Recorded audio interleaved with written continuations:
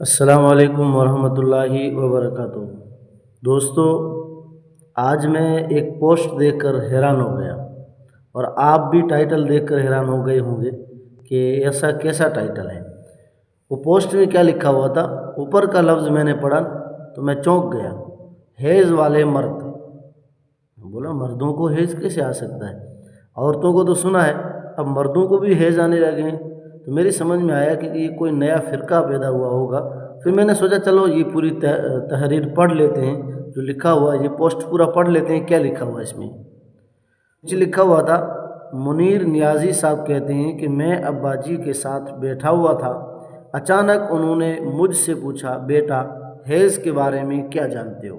میں نے اپنے دل میں الحمدللہ پڑھ کر اللہ پاک کا شکر ادا کیا کہ ہم بھی اب اپنے آپ کو ان آزاد خیال لوگوں میں شمار کر سکتے ہیں جو اپنے گھر میں ہر قسم کے موضوع پر کھل کر بات کر سکتے ہیں۔ ساتھ ہی مجھے وہ سارے بیتے سال یاد آ گئے جو میں نے ابا جی کی رعب اور دہشت کے ساتھ اس گھر کے گھٹن زدہ ماحول میں گزار دیے تھے۔ میں نے مسکراتے ہوئے کہا، ابا جی حیض ایک ایسی سرکل کا نام ہے جس سے ہر جوان عورت مہینے میں ایک بار گزرتی ہے۔ ابا جی نے پھر پوچھا، تو پھر عورت اس حالت میں کیا کرتی ہے؟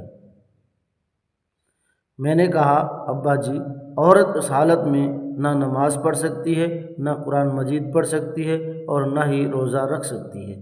ابا جی نے اس بار قدرے سخت اور اکھڑے ہوئے لہجے میں کہا، پتر اس کا مطلب یہ ہے کہ تجھ میں اور اس حیض والی عورت میں کوئی فرق نہیں۔ کیوں؟ تم بھی نہ نماز پڑھتے ہو نہ قرآن پڑھتے ہو۔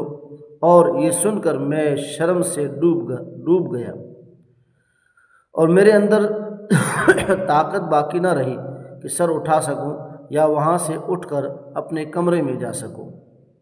ہاں، اس کے بعد سے میں نے باقاعدہ نماز پڑھنا شروع کر دی، اور روزانہ قرآن مجید کی تلاوت بھی بآواز بلند کیا کرتا، تاکہ حیض والے مرد کے جیسے شرمناک الزام سے ابا جی کی نگاہوں میں خود کو بری ثابت کر سکوں۔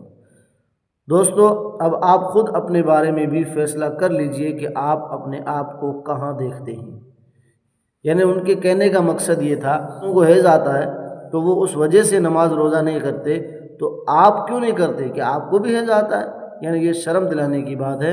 اللہ تعالی ہم سب کو 5 وقت کے نمازی بنائے۔